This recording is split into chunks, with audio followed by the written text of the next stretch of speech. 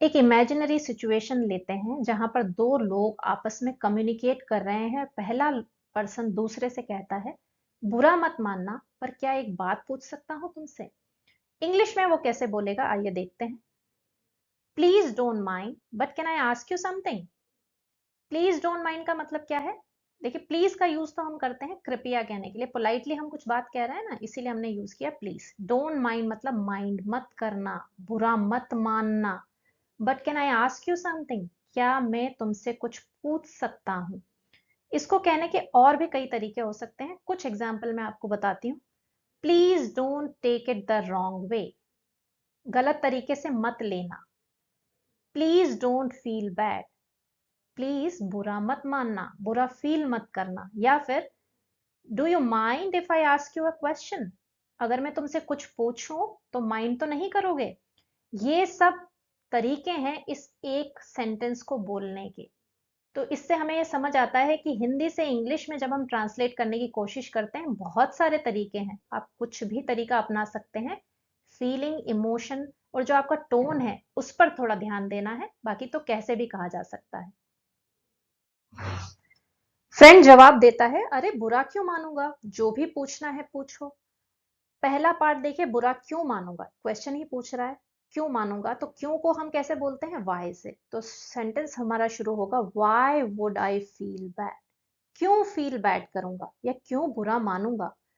Ask what ever you want, what ever मतलब जो कुछ भी, आस्क मतलब पूछना, जो कुछ भी पूछना है पूछो। यू वॉन्ट मतलब तुम चाहते हो, जो भी तुम पूछना चाहते हो ना वो पूछो। सो हमारा सेंटेंस बना, why would I feel bad, ask what ever you want. What ever जो वर्ड है ना, उसका मतलब होता है जो कुछ भी। इसके बारे में मैंने एक डिटेल वीडियो बना रखा है, डिस्क्रिप्शन बॉक्स में आपको लिंक मिल जाएगा, जरूर देखिएगा। नेक्स्ट, पिछले कई दिनों से मैं तुम्हारे बालों में बदलाव देख रहा हूं, तुम्हारे बाल बहुत हल्के दिख रहे हैं, कहीं कहीं तो बहुत कम बाल बचे हैं। थोड़ा सा ब्रेक डाउन करके समझते हैं सेंटेंस को। पहला पार्ट है, पिछले कई दिनों से मैं तुम्हारे बालों में बदलाव देख रहा हूं। हम क्या कह सकते हैं, since last many days I have been noticing a change in your hair. Since last many days मतलब बीते कुछ दिनों से, पिछले कुछ दिनों से। आई हैव बिन नोटिसिंग, मैं नोटिस करता आ रहा हूं, मतलब आज भी नोटिस कर रहा हूं, पिछले कुछ दिनों में भी नोटिस किया है, कंटिन्यूअसली चेंज मैं नोटिस कर रहा हूं। कहाँ, हेयर में, तो हमने लिख दिया इन योर हेयर। तुम्हारे बाल बहुत हल्के दिख रहे हैं, कहीं कहीं तो बहुत कम बाल बचे हैं। इसको हम कैसे बोलेंगे, your hair looks very light. देखिए हमने यहाँ हेयर का यूज किया, योर हेयर लुक्स, तुम्हारे बाल दिखते हैं कैसे, वेरी लाइट यानी बहुत हल्के। एंड इन सम प्लेसेस यानी कुछ कुछ जगहों पर, कुछ कुछ स्थानों पर, there is very little hair left. Very little मतलब बहुत ही कम, ऑलमोस्ट नगण्य जैसा बोलते हैं ना, हिंदी में एक वर्ड आता है नगण्य, वैसा ही बहुत ही कम बचे हैं। अब फ्रेंड का जवाब आता है, क्या बताऊं तुम्हें, मुझे तो रोना आ जाता है मेरे बालों की इस हालत को देखकर। क्या बताऊं तुम्हें, ये एक क्वेश्चन की तरह ही हो गया, तो हम क्या बोल सकते हैं, what can I tell you. आप ये भी कह सकते हैं, व्हाट कैन आई से, मतलब मैं क्या कह सकता हूँ, क्या बताऊं तुम्हें, क्या कहूं तुम्हें। Seeing the condition of my hair मतलब जब बालों की कंडीशन को देख रहा हूं ना या देखता हूं तो क्या होता है, makes me want to cry. ये जो कंडीशन है मुझे रुला देती है, मुझे रोना आ जाता है। आप ये भी कह सकते हैं, what can I tell you, I feel like crying after seeing this condition of my hair. I feel like crying यानी मुझे रोने जैसी फीलिंग आती है, मुझे महसूस होता है कि रो लूं, मुझे रोना आ जाता है। कब, आफ्टर सीइंग दिस मतलब देखने के बाद, मेरी कंडीशन जो है हेयर की वो देखने के बाद। तो ये दोनों सेंटेंस आप यूज कर सकते हैं, दोनों अप्रोप्रिएट हैं, सेम मीनिंग कन्वे करते हैं। अब अगला सेंटेंस है, बीते कुछ महीनों से बाल बहुत गिर रहे हैं। इसको हम कैसे कहेंगे, ये बहुत छोटा सा सेंटेंस है, बहुत बहुत इंपॉर्टेंट है, बहुत सारी चीजें लर्न कर सकते हैं आप इससे। देखिए, over the past few months my hair has been falling a lot. Over the past few months का मतलब है बीते कुछ महीनों से। आप ये भी कह सकते हैं for the past few months, duration है इसीलिए आप फॉर का यूज भी कर सकते हैं, सेम मीनिंग रहेगा कि पिछले कुछ महीनों से। अब आगे देखिए, my hair has been falling a lot. यहां मैंने माई हेयर लिखा, माई हेयर्स नहीं लिखा। क्यों नहीं लिखा उसका रीजन अभी मैं बताऊंगी, पहले समझ लेते हैं हैज बिन फॉलिंग का क्या मतलब है। इसका मतलब है कि पास्ट में ये प्रोसेस स्टार्ट हुआ और अभी भी चालू है। जब कोई एक्टिविटी पास में स्टार्ट होती है और वर्तमान में भी कंटिन्यू रहती है तो हम हैज बिन फॉलोइंग का यूज करते हैं। नेक्स्ट, हमने हेयर का ही यूज क्यों किया, हेयर्स क्यों नहीं लिखा? उसका एक रीजन है कि जब हम एंटायर हेड ऑफ हेयर की बात करते हैं तो उसको सिंगुलर मानते हैं। जैसे ग्रास, हेयर, फर, ये अनकाउंटेबल नाउन मानी जाती है, मतलब इनको काउंट नहीं किया जा सकता, तो सिंगुलर माने जाते हैं। My hair is long, my hair are long नहीं होगा, my hair is shiny, my hair is blonde. इस तरीके से आप हेयर का यूज कर सकते हैं। तो क्या ये मतलब है कि हेयर्स वर्ड का यूज ही नहीं किया जा सकता? नहीं, ऐसा नहीं है। अगर आपको कुछ एक या दो हेयर के बारे में बात करनी है, जैसे मुझे कुछ सफेद बाल मिले, तो हम उसको प्लूरल फॉर्म में लिखेंगे, I found a few grey hairs, मतलब कुछ सफेद बाल मिले मुझे। तो हेयर्स का यूज तब करना है जब आप कुछ बालों की बात कर रहे हैं, बट जब आप एंटायर हेड के हेयर की बात कर रहे हैं तो आप उसको सिंगुलर मानेंगे, जैसे ग्रास या फर।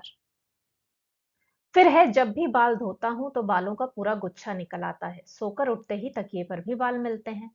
जब भी को हम कह सकते हैं वेन एवर, जब कभी भी। वेन एवर का मतलब ये है, वेन और एवर का कॉम्बिनेशन है, जब कभी भी इसका मतलब होता है। आई वॉश माई हेयर, जब कभी भी मैं बाल धोता हूं क्या होता है, the whole bunch of hair, मतलब बालों का पूरा गुच्छा। होल मतलब कंप्लीट, फुल, बहुत सारा। बंच यानी गुच्छा। कम्स आउट मतलब निकल आता है बाहर की ओर। Even when I wake up, अब देखिए इवन का यूज मैंने किया है एम्फेसाइज करने के लिए कि जब उठता हूं ना तब भी, उस समय भी क्या होता है, there are hairs on the pillow. अब देखिए हमने यहाँ हेयर्स लिखा, हेयर नहीं लिखा। हेयर लिखते हैं मतलब पूरे के पूरे बाल जो हैं हेड में वो सारे ही पिलो पर, ऐसा तो नहीं है, थोड़े बहुत बाल आते हैं, इसीलिए हमने लिखा there are hairs on the pillow, कुछ बाल पिलो पर आ जाते हैं। नेक्स्ट, मुझे डर है कि कहीं मैं गंजा होने वाला हूँ। I am afraid I might be heading towards baldness. देखिए बाल्डनेस का मतलब होता है गंजापन। बालों का गिरना जब शुरू होता है और एक पॉइंट ऐसा आता है जब आपके सारे बाल निकल जाते हैं, उसे बोला जाता है बाल्डनेस, गंजापन। आई एम अफ्रेड का यूज किया है जब हम कहते हैं ना, इस एक्सप्रेशन का यूज किया जाता है कि मुझे डर लग रहा है या मुझे डर है कि कहीं ऐसा ना हो जाए, तो हम कहते हैं I am afraid I might be heading, मतलब संभावना है, प्रबल संभावना है, इसलिए हमने माइट का यूज किया। हेडिंग टूवर्ड्स मतलब उस तरफ जा रहा हूं, किस तरफ, बाल्डनेस की तरफ, इसीलिए टूवर्ड्स बाल्डनेस। हम ये भी कह सकते हैं I am afraid I might be going bald. देखिए टू गो बाल्ड का मतलब होता है गंजा होना, बाल्डनेस का मतलब गंजापन।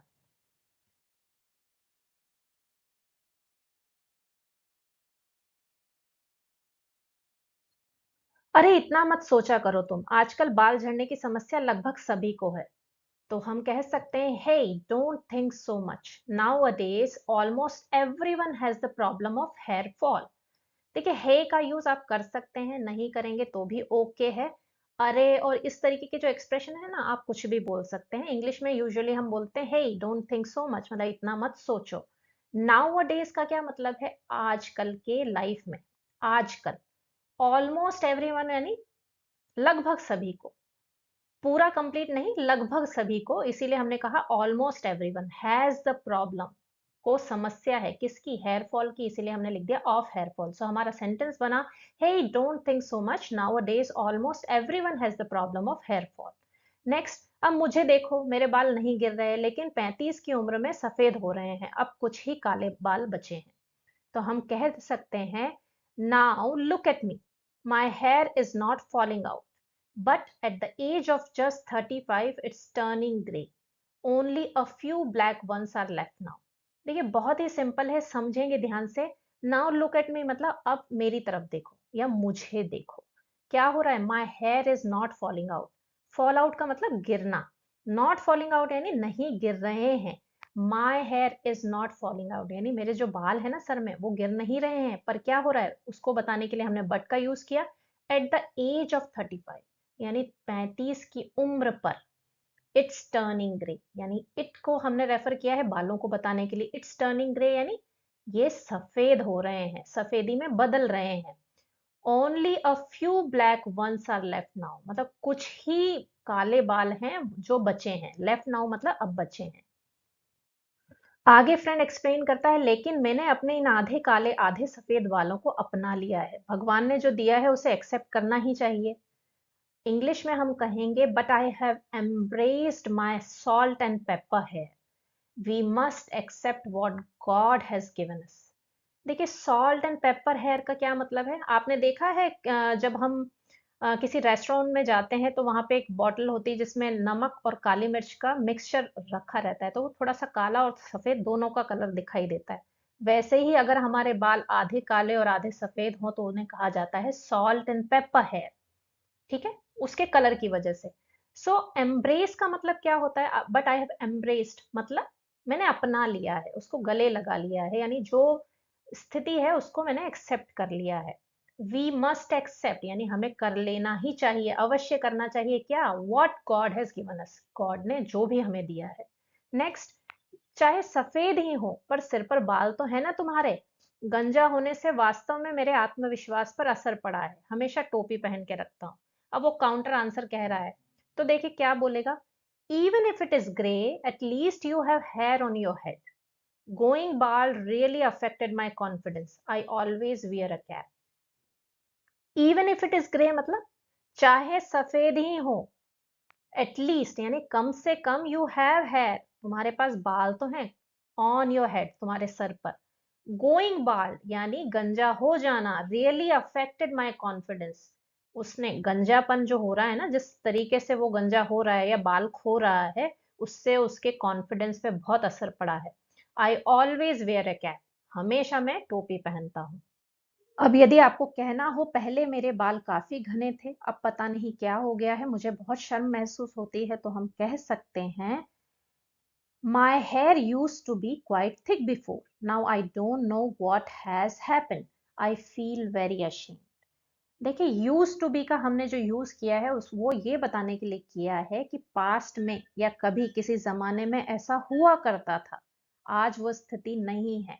माई हेयर यूज टू बी, अब नहीं है, हुआ करते थे। क्या हुआ करते थे? क्वाइट थिक, काफी मोटे हुआ करते थे। ठीक है, काफी घने, तो काफी को बताने के लिए हमने क्वाइट लगाया, QUITE, नॉट QUIET, जिसका मतलब होता है चुप रहना। क्वाइट थिक मतलब काफी घने। Now I don't know what has happened, now I don't know का मतलब है अब मुझे नहीं पता चलता या नहीं पता है। आई फील वेरी अशेम, मुझे बहुत शर्म महसूस होती है। अशेम्ड का मतलब होता है शर्म फील करना, शर्मिंदा होना। फील वेरी अशेम्ड यानी मुझे शर्म महसूस होती है।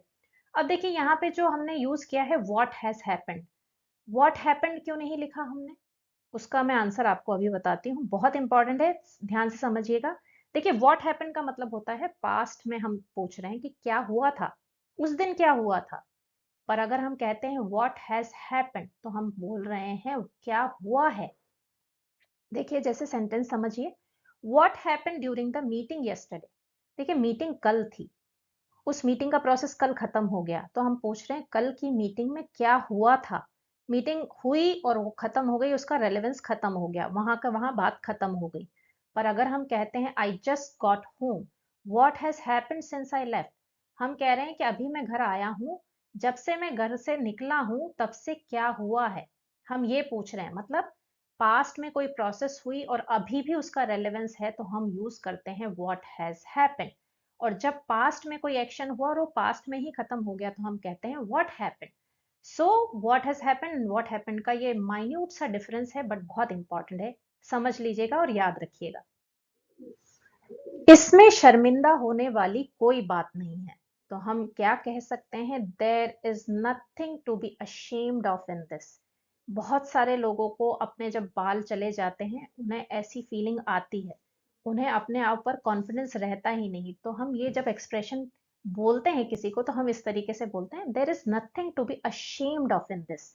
या हम ये भी कह सकते हैं, there is nothing to be embarrassed about in this. देखिए, अशेम्ड ऑफ, जब हम किसी सिचुएशन के बारे में बात कर रहे हैं ना, किसी स्पेसिफिक एक्शन, सिचुएशन या क्वालिटी के बारे में, तो हम अशेम्ड के साथ ऑफ का यूज करते हैं, ashamed of something, I am ashamed of you, I am ashamed of this. ठीक है, अगर आप एम्बेरस्ड का यूज कर रहे हैं वर्ड का, तो आप कह सकते हैं I am embarrassed about this, I am embarrassed about the whole situation. दोनों का मीनिंग सेम है, दोनों का मतलब सेम है। देखिए, खाने पीने पर ध्यान दो, रोजाना व्यायाम करो, सबसे महत्वपूर्ण बात है खुश रहो। हम कह सकते हैं pay attention to your diet, exercise daily and most importantly stay happy. Pay attention का मतलब हमने प्रीवियस हमारे जो लेसन है उसमें भी देखा है। पे अटेंशन का मतलब फोकस करो, ध्यान दो, focus on your diet, pay attention to your diet, meaning same रहेगा। एक्सरसाइज डेली, एक्सरसाइज मतलब है व्यायाम करना, डेली रोजाना करो। एंड मोस्ट इंपॉर्टेंटली मतलब सबसे ज्यादा इंपॉर्टेंट, सबसे ज्यादा महत्वपूर्ण क्या है, स्टे हैप्पी, खुश रहो। शायद ये सिर्फ विटामिन की कमी और तनाव के कारण है, तो हम कह सकते हैं maybe it is just due to vitamin deficiency और स्ट्रेस। देखिए, मे बी का हमने यूज किया पॉसिबिलिटी, हम पॉसिबिलिटी तो बता रहे हैं कि हो सकता है विटामिन की कमी हो या तनाव हो रहा हो, इसीलिए हमने मे बी का यूज किया। It is just due to, due to का क्या मतलब है, के कारण से, because of this, due to का मतलब ये होता है। ड्यू टू किससे, विटामिन डेफिशिएंसी, डेफिशिएंसी का मतलब होता है कमी, विटामिन डेफिशिएंसी यानी विटामिन की कमी, और स्ट्रेस, स्ट्रेस यानी तनाव। सो हमारा सेंटेंस बना maybe it is just due to vitamin deficiency और स्ट्रेस। अब फ्रेंड कहता है हमारे बाल प्रोटीन से बने हैं, तो ऐसी डाइट ले लो जिसमें प्रोटीन ज्यादा हो। बालों के डॉक्टर की सलाह भी ले लो, दवाई लिख देगा। इंग्लिश में वो क्या बोल सकता है, our hair is made of protein, so follow a diet rich in protein and consult a good doctor, he will prescribe medications. देखिए, our hair is made of, made of का क्या मतलब है, से बने हैं। अब हमने बोला प्रोटीन से बने हैं, इसलिए हमने लिख दिया made of protein, made of iron, made of calcium. इस तरीके से इससे बने हैं कहना है तो मेड ऑफ का यूज करिए। सो तो क्या करना है, फॉलो अ डाइट, कैसी diet, rich in protein, rich in protein मतलब प्रोटीन से भरपूर। And consult a good doctor मतलब गुड डॉक्टर की सलाह ले लो, वो क्या कर देगा, ही विल प्रिस्क्राइब मेडिकेशंस। मैंने पहले भी आपको बताया, प्रिस्क्राइब करने का मतलब जब डॉक्टर सलाह देता है ना, या आपको बताता है लिख कर कि ये मेडिसिन ले लो, ये काम कर लो, वो कहता है प्रिस्क्राइब करता है। और जिस पेपर पे वो दवाइयां लिखते हैं उसे कहते हैं प्रिस्क्रिप्शन। और मेडिकेशन का क्या मतलब है, जो भी वो मेडिसिन या जो और सलाह दे रहा है ना, जो भी चीज करनी है आपको, वो सारा मेडिकेशन के अंडर कवर हो जाता है।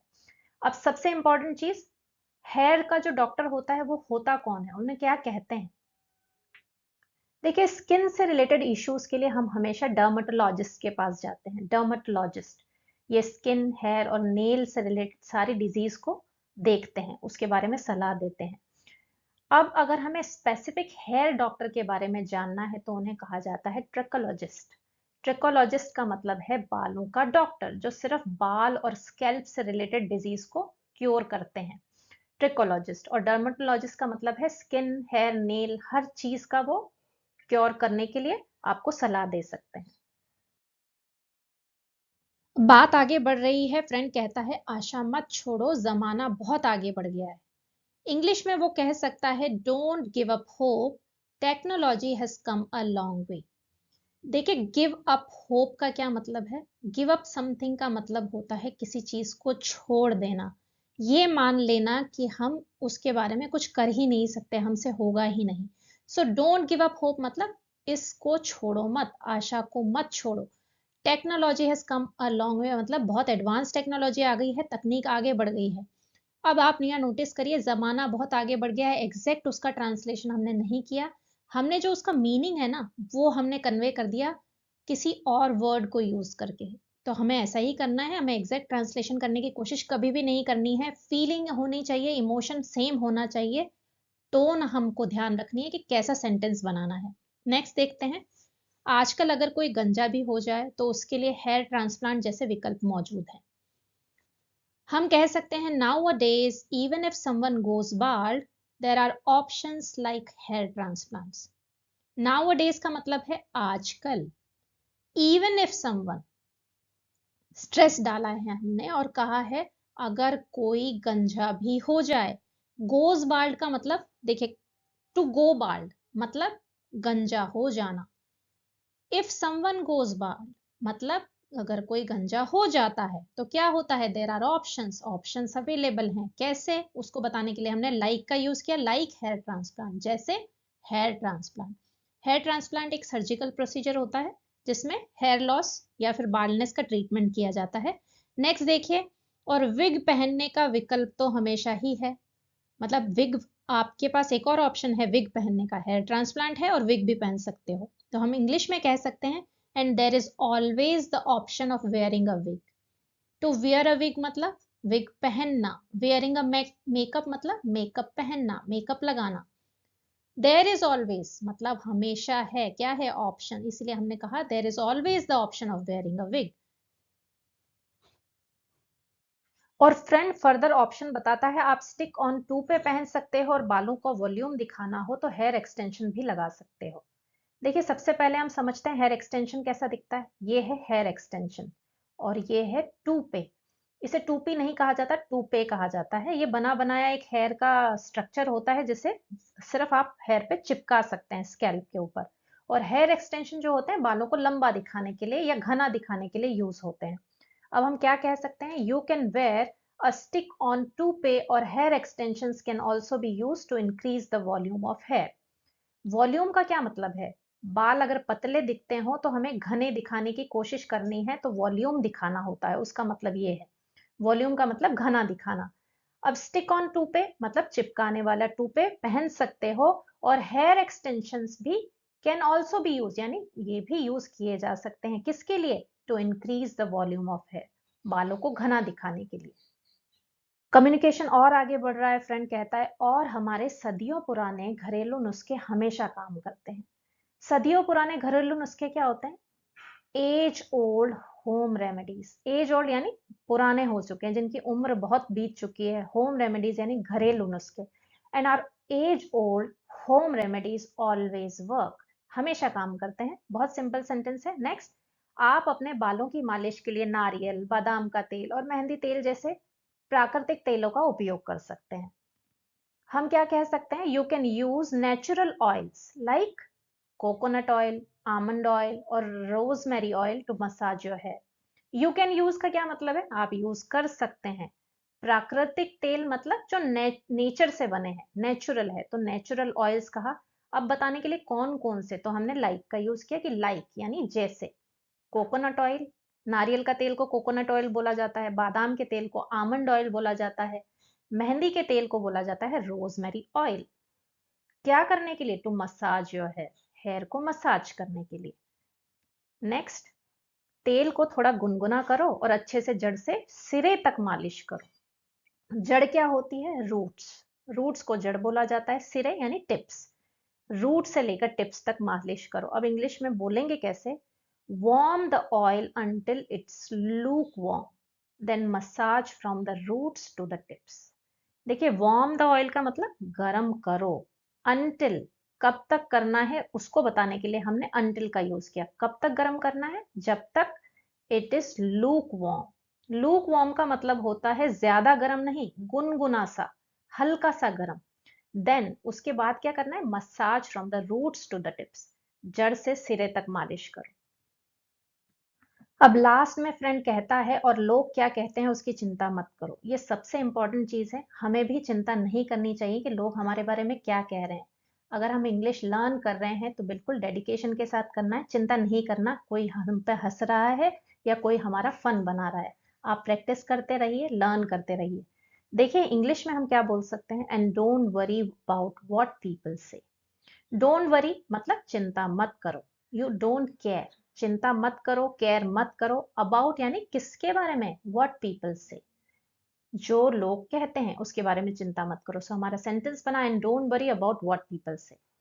तो ये था आज का हमारा लेसन। आई होप कि आपको पसंद आया होगा। बहुत इंपॉर्टेंट है, हर सेंटेंस में लर्निंग के लिए कुछ ना कुछ जरूर है, तो ध्यान से देखिएगा एंड तक और याद कर लीजिएगा इन सब सेंटेंसेस को। प्रैक्टिस करते रहिए, लाइक जरूर करिए वीडियो को, सब्सक्राइब नहीं किया है तो सब्सक्राइब जरूर करिए। मिलते हैं नेक्स्ट ऐसे ही और एक इंटरेस्टिंग लेसन में। Thank you.